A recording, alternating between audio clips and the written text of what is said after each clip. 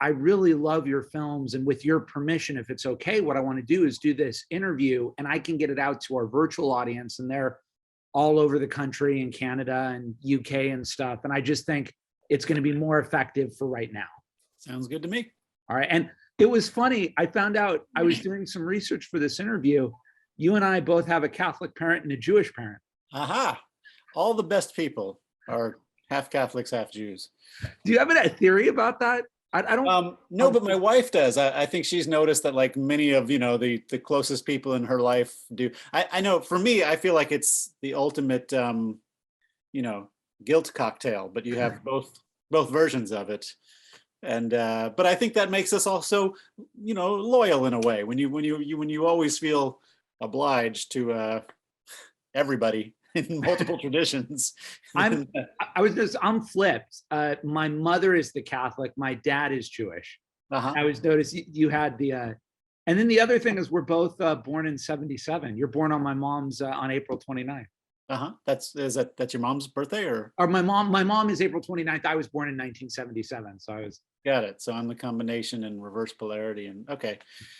I should have worn I have a very similar shirt, and that would also help connect us. I'm sorry.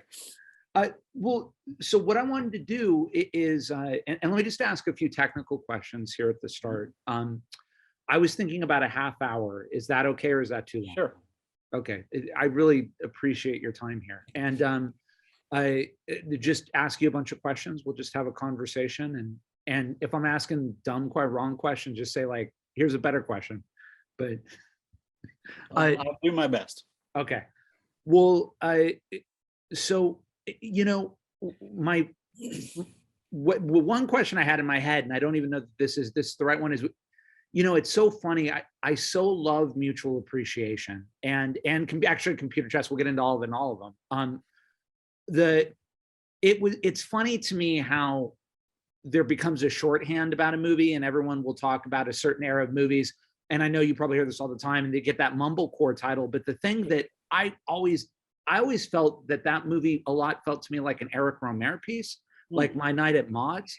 And I was just curious, when you made Mutual Appreciation, were there any sort of previous kinds of eras or films that really inspired you, or was it just a story, a personal story that was bubbling in you, and the style just came out the way it did?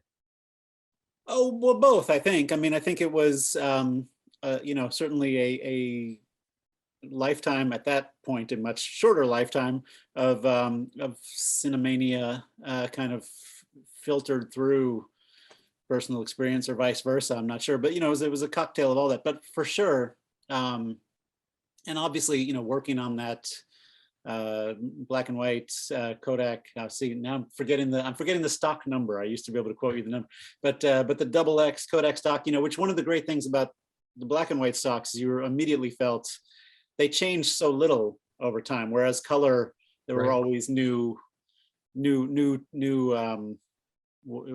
new Kodak numbers, Vision 1, Vision 2, Vision 3. Exactly, yeah. So you can kind of, whether consciously or not, if you're somebody who spends a lot of time watching movies, watching them on film, as I did in those days, you can tell, your brain knows before you do when a movie is from. But with black and white, I'm kind of plugged into something that has kind of stayed constant since 1950 something.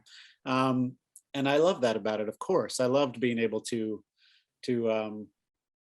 work in that medium that I felt I knew well, from watching so much of it. I felt like I kind of had a sense of how it played, how it felt on screen. I can't imagine that movie in any other format. I think, I know, and this is going back a long time, and it's also going to a kind of youthful enthusiasm brain, but I know with the first movie, when we made Funny Haha, I was thinking, well, I'm going to make a French movie. That's what I meant to do there. And then when we made Mutual Appreciation, I thought, okay, this is my Italian movie. Because nobody does long parties better than the Italians. those you get to spend 20 minutes wandering around a party at an Italian movie, and I thought So when that's you say that, were you influenced by like, were you thinking Fellini or were you thinking others like and Antonioni? Or, Antonioni, and you know, but I don't know what I was saying. It's all yeah, very yeah, yeah. vague. It's all, you know, it's not a specific. It's not I'm going to go and make Dolce Vita. It's just like this is a feeling I remember from sitting in these theaters watching these things, um, and I think I have my own connection or my own way to plug into that. Well, and sort of follow up on that. I love black and white, and I had never thought about it that way. But mutual appreciation has it's weird. It has that beautiful contradiction of feeling very much of a moment and also feeling very timeless. Mm, And then you shot computer chess in black and white as well. yeah. And one of the things that's interesting to me, and by the way, it's I think the thing that's good about this is that I hear people of all ages say it, which sort of gets on my nerves. And then I meet people of all ages who are the opposite. But you meet a lot of people who don't watch black and white because they think they're missing something, or they think, yeah, it's very funny. They'll be like, I only like color films because when it's in black and white, there's no color. But I also get a lot of people from the youngest to the oldest who love black and white. And I guess the question I'm trying to formulate is, I still think it's a very valid form. And I often prefer movies in black and white. And I just wondered your thoughts on black and white versus color. Sure. I mean, you know, and those mutual appreciation computer chess, there's such different formats beyond the Totally, yeah. black and white. I mean, because we're using incredibly different kind of capture media. But what I again going back to a 20-year-old fleeting thought that was part of my decision making at the time with mutual appreciation. I remember thinking, well, black and white is funnier. There was something about, you know, there's a deadpan quality necessarily to it in taking those things away, in taking some detail out. And color, by the way, you know, as we're discussing about these stocks over the years, I think, yeah, sometimes people have this idea in their head that, well, color is more real. You know, our eyes see color, so the movie should see color. But there's not a value neutral way to do that. You know, every kind of way of presenting color is its own. It's just as abstract in a way as black and white. And all the film stocks do it differently, and all the video cameras do it differently. So I think I like the specificity of black and white, and it did seem in a way it did seem funnier to me, and it had a kind of deadpan comedy quality that felt right for the movie. There's so many questions I want to ask you. I'm gonna fire. So going to computer chess, and not to fawn too much or to embarrass you, I think that was one of the greatest movies of 2013, and I saw it in the theater, and the Sorry. I guess the question is, that movie just kept surprising me, and then the ending, I was like slapping my head, and I just wondered, how did the idea for computer chess come about? Did you consciously want to do something that had been different from the movies you'd made before, or because it's such a unique, singular film, and it feels very much you, but it's also like nothing I've ever seen. Yeah, and you know, everything you're saying is kind of, that was the highest aspiration for it. I mean, certainly more than anything, I think I wanted to, and this is always true, everything I've ever done, you know, I can't get out of bed and go do it if I think somebody else is doing it better, or doing it at all, you know, because I'm insecure enough to think that if anybody else is doing it, they're probably doing it better. So I'm always looking to go to some turf where there's going to be nobody else there for whatever reason. And in computer chess, we took that to an extreme, and indeed it was something that I think, yeah, the intention was for it to be something, you know, unrepeatable. And you know, for better or worse, it is. I mean, I can't imagine I'll ever make anything remotely like it again.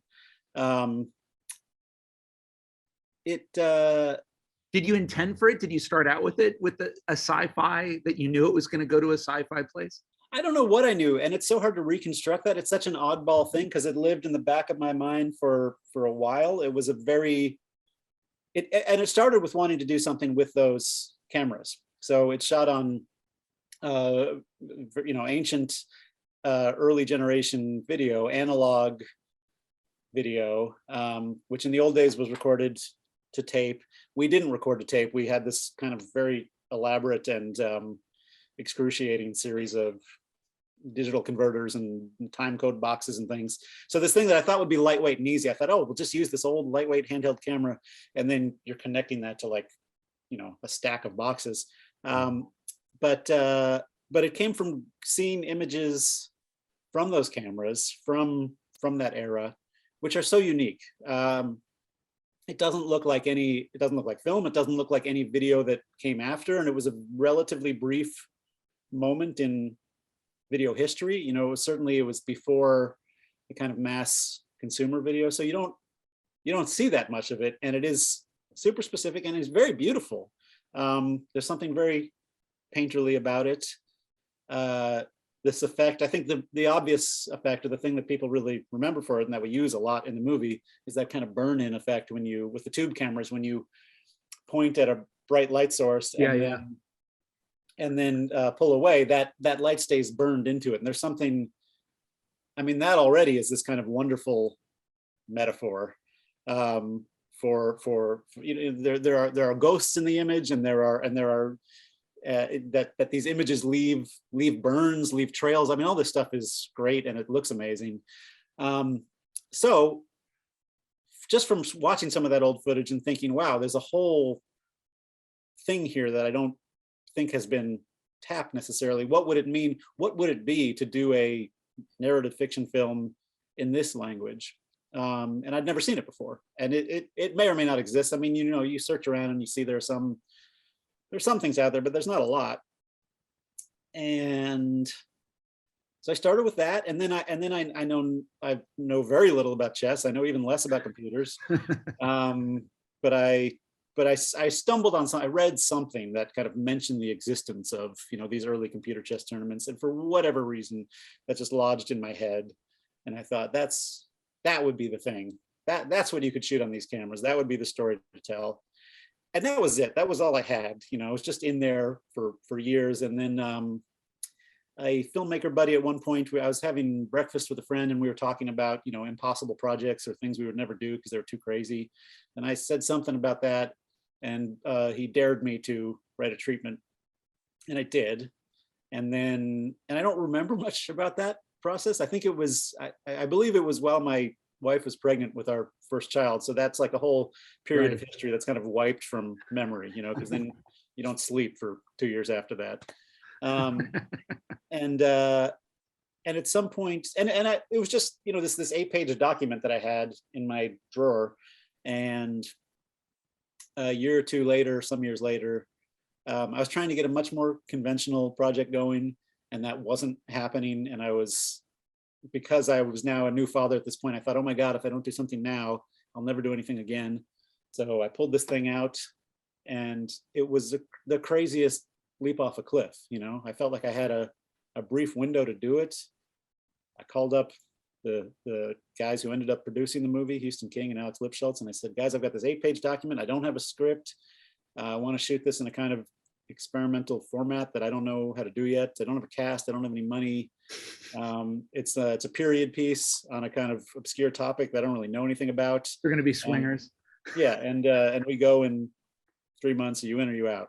And they were in, and there's no reason why any of it should have worked at all, but we somehow got away with it.